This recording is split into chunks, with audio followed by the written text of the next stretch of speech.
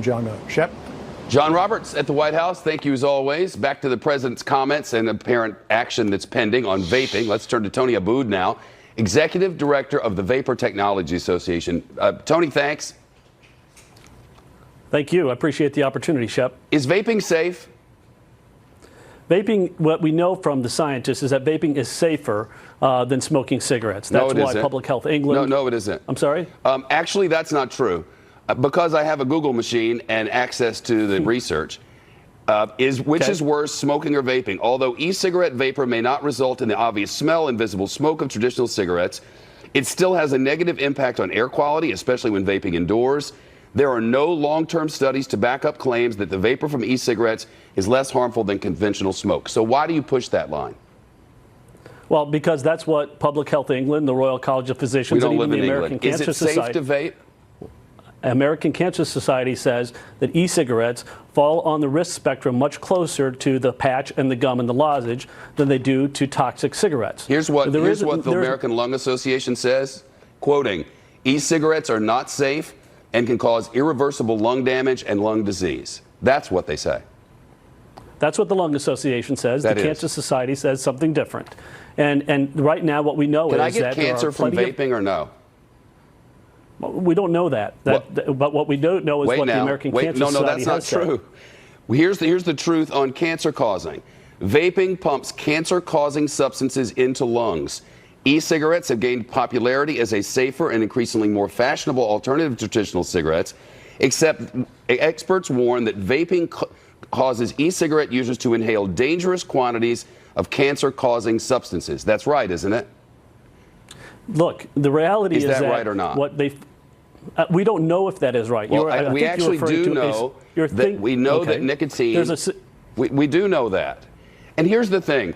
The reason I'm trying to get answers to pointed questions that aren't evasive or dodging is because for decades there was an industry that hooked generations of people on a substance that kills us. And people didn't know, oh, this is going to kill me. Like my mom didn't know, I'm going to smoke for 50 years and then I'm going to die with bad COPD, because nobody told her back at the beginning. So, and it doesn't feel like your industry is being completely safe with us when you say, we don't know. We do know. It definitely pumps carcinogens into our bodies. This is undeniable. You are looking at individual studies, right? Oh, dear. And you're trying to draw correlations. And the point is that even the FDA has looked at the significant harm reduction potential that e-cigarettes have, right? Were they marketed to children or no? There are some e-cigarettes that in the past have been marketed in inappropriate ways. And that's why we, in 2017, were they marketed to children? That's what I'm saying. That is part of the problem. I agree with you. I asked, that's why were they marketing to children, yes or no? I think, Shep, I said that yes, in the past that was in fact happening. And that's why we came out with marketing standards for the industry in 2017 and hand-delivered them to Commissioner Gottlieb in January of 2018 and implored him to enforce on marketing standards even more. And then we told our industry, this is what you need to do. Weren't the flavors marketed to kids?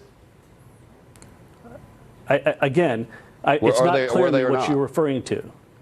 Flavors, the bubble gum, the rest, and even mint. Weren't they for kids? Look, so what we no, actually that is not true. What? That is not true. That's not what the science says.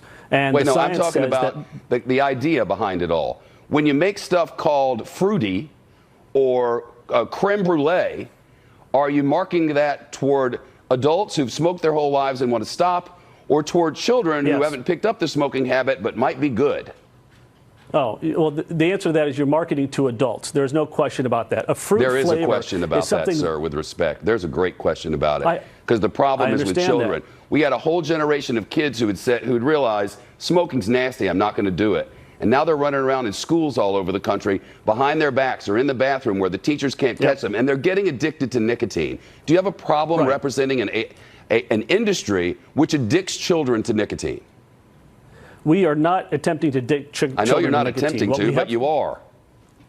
Well, so that is why we need to put all the tools in place to help keep these products away from kids.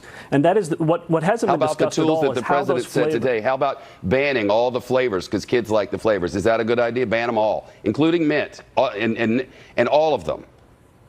I think what you'll see there is what the FDA predicted, and that people will return to smoking. No, it's not a good idea at all, and that's because adults